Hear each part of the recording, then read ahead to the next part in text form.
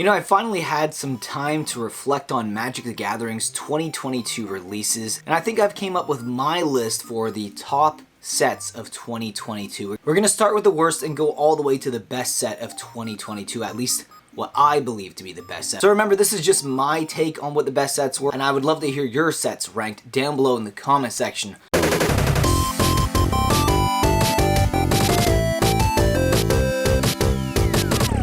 Okay, we're going to start with the worst set of the year, and I actually think it was Innistrad Double Feature. Now, the reason why I chose that as the worst was because of its original price point. I mean, they were basically charging almost double a standard booster box. And yes, Innistrad Crimson Vow and Innistrad Midnight Hunt were not actually part of the year 2022. They were 2021 releases. And I do think Innistrad Midnight Hunt was a good set. However, Innistrad Crimson Vow, yeah, I mean, it might age well, but I mean, it's still right now doing horrible on the secondary market. And I think that Innistrad Midnight Hunt overall had better cards. I didn't like the black and white theme. I understood what they're trying to do, kind of like a Universal's Monsters film with the black and white cards, and it looked really cool to some, but it just wasn't for me. That's why it's my worst pick for the year. And the second worst spot has to go to Commander Legends Battle for Baldur's Gate. Honestly, I was really mulling on whether or not I was going to make that the worst set, but you know, some of those cards in the set have actually been going up in value, and not only that, I really do like the Ancient Dragons,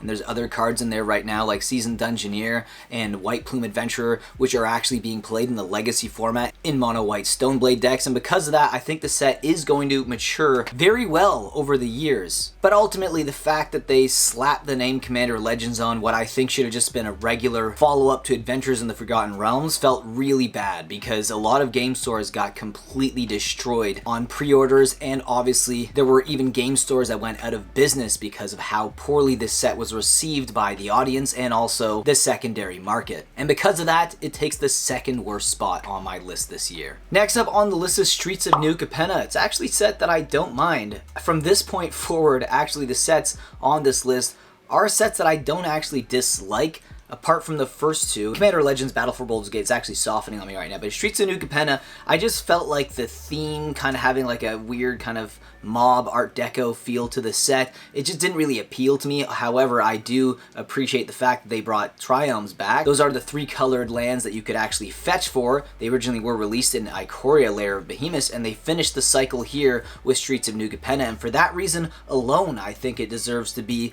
the third worst spot. Apart from that, there really wasn't too many cards that I really enjoyed in this set, so a part of me does think maybe Ledger Shredder is an honorable mention. That's a card that sees a lot of play in Is It Phoenix decks, but apart from that, and the Triome, which all have different names, which makes it very confusing. I kind of wish they just kept with the theme Triome, but I understand what they're doing, trying to make each land feel like it's a part of one of the houses from Streets of New Capenna. The next one on the list was Dominaria United. Now, Dominaria United was a set that was heavily anticipated. They had the Legends cards in there, which was huge to actually be able to pull Legends cards, which also include reserve list cards in your collector booster packs, but ultimately, in the end, I think that the set just wasn't as strong as its brother, which was the follow-up set, Brothers War, and for that reason, I'm putting it in the 4th worst spot of the year. There were still a lot of good cards in that set, though, like Shieldred. That's a very good card. However, it's being reprinted again in Phyrexia All Will Be One. Guys, seriously, if you're buying these cards at their all-time highs, just be very, very cautious, and just a reminder. And the next set on the list for 2022 is Unfinity. I actually really enjoy the full art land, but the problem is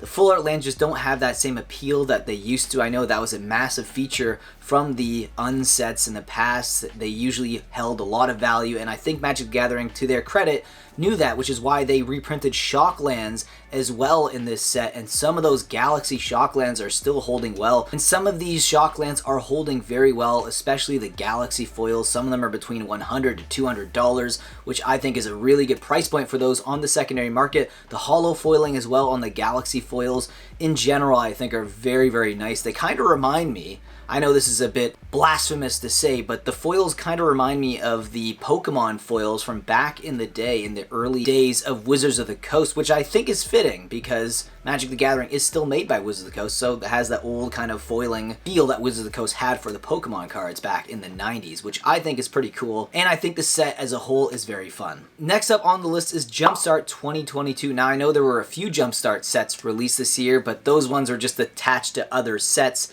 in Standard. This Jumpstart set is actually a continuation of the original Jumpstart set, which had exclusive cards in it and also had much needed reprints, and that's what Jumpstart 2022 brings to the table. I think it's a fantastic way to play with your friends. You just grab a few packs, shuffle it up, and have a game. I think it's one of the best ways to actually bring new people into the game, and that's really what Magic the Gathering is struggling with the most, is bringing new players into the game, and I think sets like Jumpstart are perfect for that, and for that reason alone, this set is very high on the list. But I'd love to hear your thoughts about that one also down below in the comments section. And the second best set of the year is the Brothers War. I actually really like this set. I seriously dig this set when it comes to draft and sealed. It's just a really fun set to play. The reprints in the set are perfect, like Monastery Swiftbeard. I love that card so much. It sees a lot of play in Modern and Pioneer, and the fact that you're getting it reprinted in Standard is pretty incredible. And that's a card that's done a lot of work for me in pre-release and limited formats like Draft. And the fact that we actually got lottery cards, which were the numbered schematic artifacts, those foils,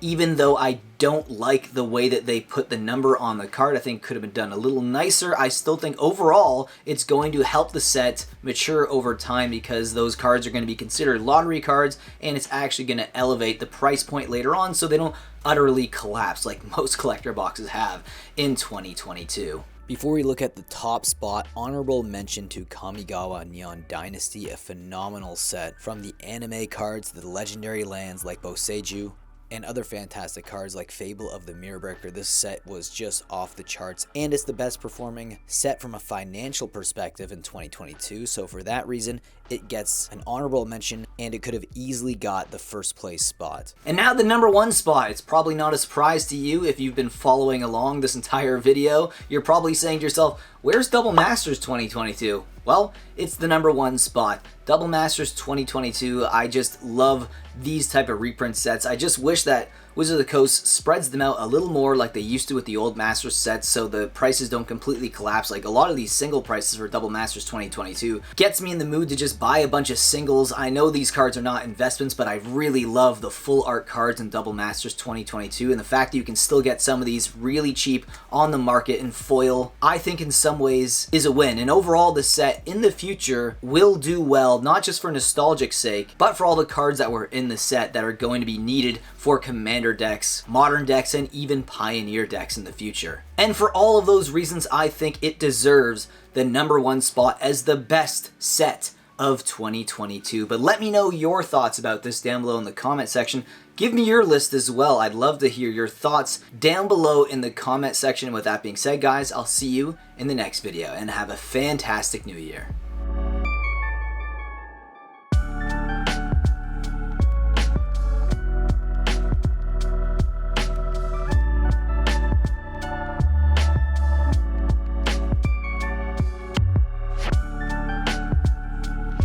Use code Mattcaster for 5% off your order from Face to Face Games, Canada's largest Magic the Gathering store. Qualified orders get free shipping Canada-wide. Use our code anytime you shop at Face to Face Games to support the show and get the cards you need at a discount.